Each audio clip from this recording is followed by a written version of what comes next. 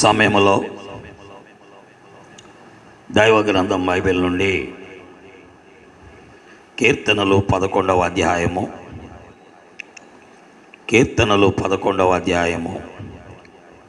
7వ వచనాన్ని చదువుతాను. దయచేసి గమనించాలని మనవి చేస్తున్నాం. యెహోవా నీతిమంతుడు, ఆయన నీతిని ప్రేమించువాడు. యథార్థవంతులు ఆయన ముఖదర్శనము చేసెదరు. దేవుడి వాక్యమును దీవించి ఆశీర్వదించునుగాక. ప్రేమ కలిగిన మా తండ్రి, పరిశుద్ధుడు అయిన నమ్మకమైన మా దేవా, నీ మహోన్నతమైన నామాన్ని బట్టి నీకు స్తోత్రాలు. ఈ ఉదయ కాలంలో నీ మహోన్నతమైన నామాన్ని కీర్తించుటకు, కొనియాడుటకు, ఆరాధించుటకు, నీ నామమును మహిమపరచుటకు మీరు మాకు ఇచ్చిన సమయాన్ని బట్టి నీకు స్తోత్రాలు. నీ ఉన్నతమైన నామములో మమ్మను జ్ఞాపకం చేసుకున్నందుకే కృతజ్ఞతలు. ఇచ్చిన క్షేమమును బట్టి, ఆరోగ్యమును బట్టి, నెమ్మదిని బట్టి కృతజ్ఞత చెల్లిస్తున్నాం. చదవబడిన లేఖనము ఆశీర్వదించి మహిమ పొందమని యేసుక్రీస్తు వారి దివ్య నామములో ప్రార్థిస్తున్నాము తండ్రి, ఆమేన్. దేవుని వాక్యములో దైవజనుడైనటువంటి దావీదు దేవుని యొక్క స్వభావాన్ని, ఆయన గుణలక్షణములను వివరిస్తున్నాడు. 7వ వచనములో మనము చూస్తున్నట్లయితే, ఆయన నీతిమంతుడు అని దేవుని వాక్యములో మనము చదువుతున్నాం. యెహోవా నీతిమంతుడు అనగా దేవుడు యొక్క లక్షణము నీతి. అంతేకాదు, దేవుని యొక్క లక్షణము పరిశుద్ధత. దేవుని వాక్యములో మనము చూస్తాం. అంతేకాదు, దేవుడు యథార్థవంతుడు. ఆయన వెలుగై ఉన్నాడు. ఆయన యందు చీకటి ఎంత మాత్రమును లేదు. ఈ 4 సంగతులు కూడా దేవుని వాక్యములో రాయబడినవే. ఆయన పరిశుద్ధుడు అని 57:15 చూస్తున్నాం. రెండవది, ఆయన యథార్థవంతుడు అని కీర్తన గ్రంథము 18వ అధ్యాయం 30వ వచనములో చూస్తున్నాం. మూడవది, ఆయన వెలుగై ఉన్నాడు. ఆయన యందు చీకటి ఎంత మాత్రమును లేదని యోహాను రాసిన మొదటి పత్రిక 1వ అధ్యాయం 5వ వచనములో చూస్తున్నాం. నాలుగవది, ఆయన నీతిమంతుడు అని దైవ గ్రంథములో మనము ఇప్పుడే 11వ అధ్యాయం 7వ వచనములో చూస్తున్నాం. కాబట్టి దేవుని వాక్యం వింటున్న బిడ్డలారా, కీర్తన 11:7లో ఆయన నీతిమంతుడు రాయబడింది. కాబట్టి దేవుని యొక్క లక్షణాలు, ఆయన నీతిమంతుడు, ఆయన పరిశుద్ధుడు, ఆయన యథార్థవంతుడు, ఆయన వెలుగై ఉన్నాడని లేఖనముల్లో మనము చూస్తున్నాం. కాబట్టి ఆయన పరిశుద్ధమైన నామము ఎంతో గొప్పది. ఆ ఉన్నతమైనటువంటి దేవుడు, జగత్తు అందలి సమస్తానికి నిర్మాణకుడైనటువంటి దేవుడు, సమస్తమునకు ఆధారమైనటువంటి దేవుని యొక్క లక్షణాలు సుస్పష్టముగా దైవ గ్రంథం బైబిల్ తెలియజేస్తుంది. అనగా దేవుణ్ణి గురించి మనకు తెలియాలి అంటే దైవ గ్రంథం బైబిల్ దగ్గరికి వస్తేనే ఆయన స్వభావము, ఆయన గుణలక్షణాలు మనకు అర్థమవుతాయి.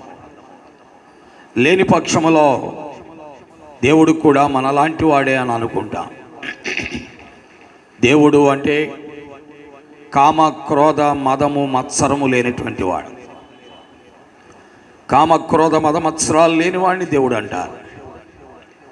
మానవుని వలె కామ, క్రోధ, మద, మత్సరాలు దేవుడికి ఉంటే ఆయన దేవుడు కాలేడు. కాబట్టి దేవుని యొక్క లక్షణాలు పరిశుద్ధమైనటువంటివి. ప్రియమైన దేవుని వాక్యం వింటున్న బిడ్డలారా, దేవుణ్ణి మనతో పోల్చుకోకూడదు, ఎవరితోనూ పోల్చకూడదు. ఆయన యొక్క అద్వితీయ సమానత్వాన్ని, ఆయన మహిమను, ఆయన ఘనతను, ఆయన స్వభావమును బట్టి పోల్చవలెను. ఇలాంటి దేవుడు దైవ గ్రంథములో మనము చూస్తుంటే ఆయన నీతిమంతుడు, యథార్థవంతుడు, పరిశుద్ధుడు. ఆయన వెలుగై ఉన్నాడు కాబట్టి ఆయన ప్రేమించేది కూడా దానినే. అందుకే ఆయన నీతిని ప్రేమించే దేవుడు, యథార్థతను ప్రేమించే దేవుడు, పరిశుద్ధతను ప్రేమించే దేవుడు.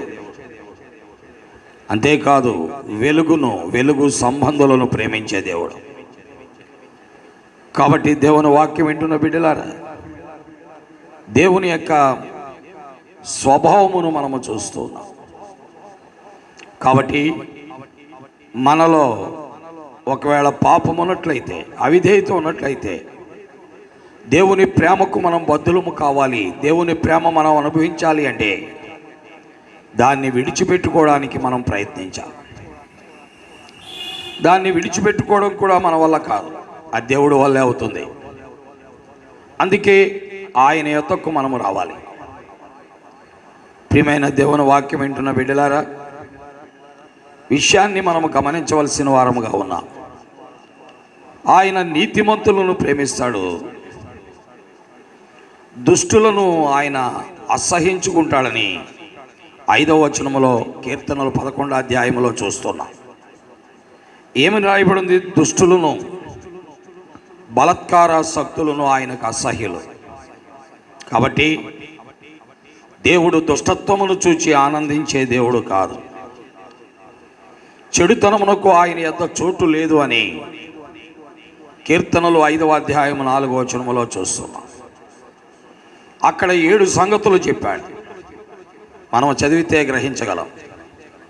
ఆయన దుష్టత్వమును చూచి ఆనందించే దేవుడు కాదు, చెడుతనమునకు ఆయన యొద్ద చోటు లేదు, డాంబికులు ఆయన సన్నిధి నిలవరు, పాపము చేయు వారందరూ ఆయనకు అసహ్యులు, అబద్ధములాడు వారిని ఆయన నశింపచేస్తాడు, కపటము చూపి నరహత్య జరిగించు వారందరినీ ఆయన త్రోసివేసేవాడు. ఇవి దేవుని యొక్క లక్షణాలు. కాబట్టి దైవ గ్రంథం స్పష్టముగా మనతో మాట్లాడుతుంది. దేవుడు దేన్ని ప్రేమిస్తాడో, దేన్ని అసహించుకుంటాడో మనం చూస్తున్నాం. దుష్టులు యొక్క చర్యలు ఎలా ఉంటాయి? 11వ అధ్యాయం 2వ వచనం, దుష్టులు విల్లెక్కి పెడతారట. అంతేకాదు దేవుని వాక్యములో చూస్తున్నాం, దుష్టులు 10వ అధ్యాయం 13వ వచనములో దేవుణ్ణి తృణీకరిస్తారట. అంతేకాదు దుష్టులు 2వ వచనం 10వ అధ్యాయం 2వ వచనములో గర్విస్తారట. అలాగే దుష్టులు 10వ అధ్యాయం 3వ వచనములో తమ మనోభిలాషను బట్టి అతిశయిస్తారట. అంతేకాదు దుష్టులు చీకటిలో యథార్థ హృదయాల మీద వేటికై తమ బాణములు నారి ఎదుట సంధిస్తారట. కాబట్టి దేవుని వాక్యం వింటున్న బిడ్డలారా, ఇది దుష్టుని యొక్క లక్షణం. అందుకే దేవుని వాక్యం చెబుతుంది, దుష్టుడు ఎవడునూ తరుముకుండానే పారిపోతాడని. అంతేకాదు దుష్టులు తాము తవ్విన గుంటలో వారే పడతారని కూడా వాక్యం మాట్లాడుతుంది. కాబట్టి గుర్తిద్దాం, దేవుడు నీతిని ప్రేమించేవాడు. కాబట్టి ఆలోచన చేసి దేవుని వైపు తిరుగుదాం, దేవుని యొద్దకు పోదాం. దేవుడు ఎప్పుడూ కూడా కోరుకునేది అదే. ప్రభు అయిన యేసుక్రీస్తు వారు మానవుని నీతిమంతుడిగా తీర్చుటకు, పరిశుద్ధుడిగా తీర్చుటకు, యథార్థవంతుడిగా తీర్చుటకు, వెలుగు సంబంధిగా మార్చుటకు ఆ దేవుడు మానవుడిగా ఈ లోకములోకి వచ్చాడు. ఆయనే ప్రభు అయిన యేసుక్రీస్తు వారు. అందుకే హెబ్రీ 7:26లో ఈ రీతిగా రాయబడింది, పవిత్రుడును నిర్దోషి నిష్కల్మషుడు పాపులలో చేరక ప్రత్యేకముగా ఉన్నటువంటి వాడు ఆ ప్రభు అయిన యేసుక్రీస్తు వారు మానవ జాతికి క్షేమాన్ని ఆశీర్వాదాన్ని కలుగు చేయడానికి ఆయన పరిశుద్ధుడిగా ఈ లోకంలోనికి వచ్చిన దేవుడు. అందుకే ఆయన సిలువ వేసినప్పుడు మరి లూకాసు వార్త 23:27 ఒక శతాధిపతి అన్నాడు, ఈ మనుష్యుడు నిజముగా నీతిమంతుడై ఉన్నాడని.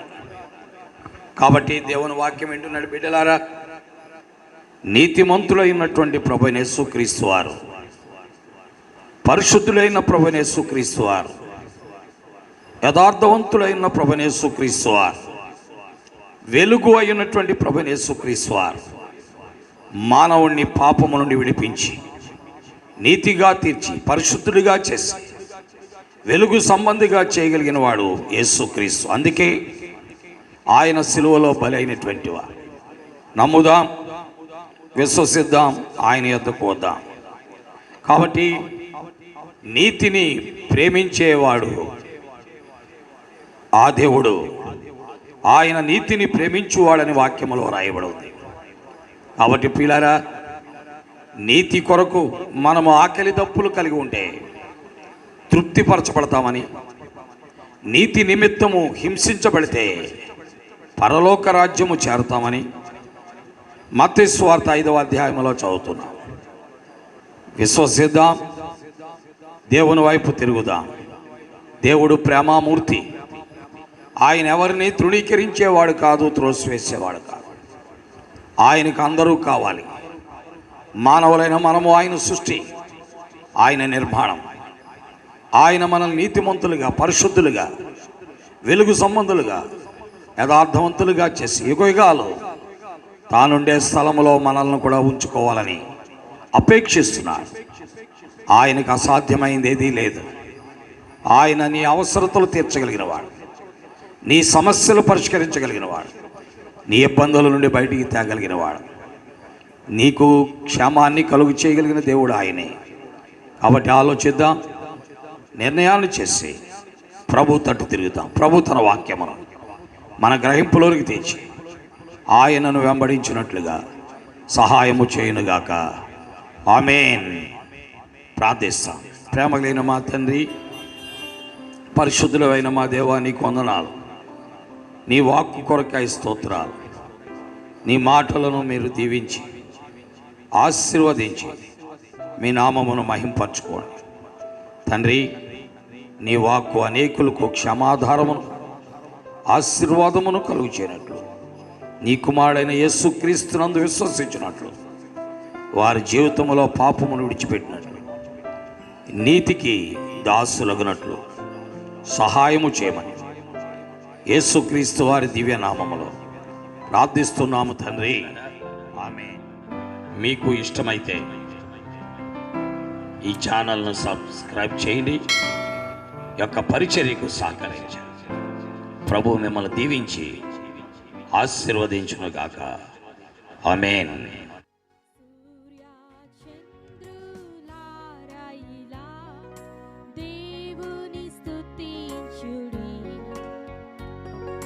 హృదయమును వెలిగించిన యేసుని స్తుతించుడి.